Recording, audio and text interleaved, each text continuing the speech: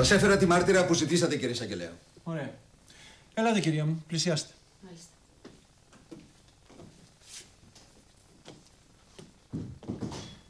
Είστε η κυρία Αναστασία Βενέτη. Μάλιστα. Και από ό,τι ξέρω έχετε ήδη δώσει κατάθεση στην αστυνομία. Μάλιστα. Διάβασα την κατάθεσή σας και θα ήθελα να επαναλάβετε κάποια σημεία από όσα είπατε στην αστυνομία κατά την παράσταση με τον κύριο Αλέξη Δράκο. Τον οποίον, όπως ισχυρίζεστε, τον είδατε καταματωμένο και τρομαγμένο να φεύγει από το σπίτι του θύματος περίπου την ώρα του φόνου. Όχι περίπου. Ο κύριος Αλέξης Δράκος βγήκε από το σπίτι της εργοδότριάς μου αμέσως μετά το φόνο της.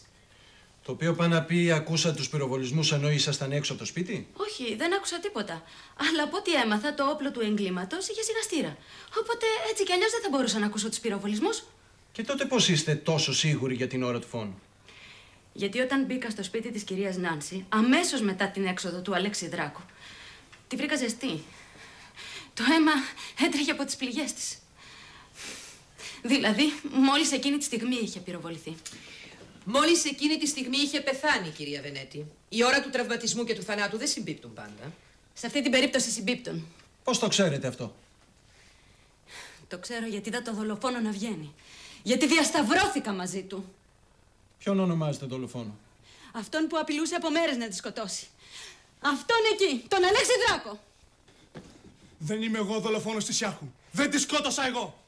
Τότε γιατί βγήκες από το σπίτι της γεμάτος αίματα, με ένα τόσο ένοχο ύφος που με έκανες αμέσως να καταλάβω ότι κάτι κακό είχε πάθει, κυρία Νάνση. Βγήκα ματωμένος γιατί όταν μπήκα στο σπίτι της Ιάρχου τη βρήκα πεσμένη στο πάτωμα σε μια λίμνη αίματος να ψυχοραγεί. Και τη σήκωσα στην αγκαλιά μου και λερώθηκα. Και έφυγα γιατί πέθανε στα χέρια μου και τρόμαξα. Αν δεν την είχες πυροβολήσει εσύ, γιατί να τρομάξεις? Γιατί όπως είπες, τις προηγούμενες μέρες της είχα πετάξει κάποιες εντελώς ανόητες απειλές μέσα στην οργή που μου είχε δημιουργήσει το χυδαίο και σχρό κυνηγητό που έκανε στη γυναίκα μου ο γιος της. Απειλές που δεν είχα σκοπό να πραγματοποιήσω. Απειλές όμως που ίσως να με παρουσίαζαν σαν ένοχο στα μάτια του κόσμου, όπως έγινε και με σένα. Αυτό φοβήθηκα και έφυγα τρέχοντας. Και αυτό που είδε στο πρόσωπό μου δεν ήταν ενοχή. Ήταν πόνος, φόβος και κατάπληξη για το μυστήριο του θανάτου που είχα βιώσει πριν από λίγο. Δεν πιστεύω λέξη από αυτά που λες.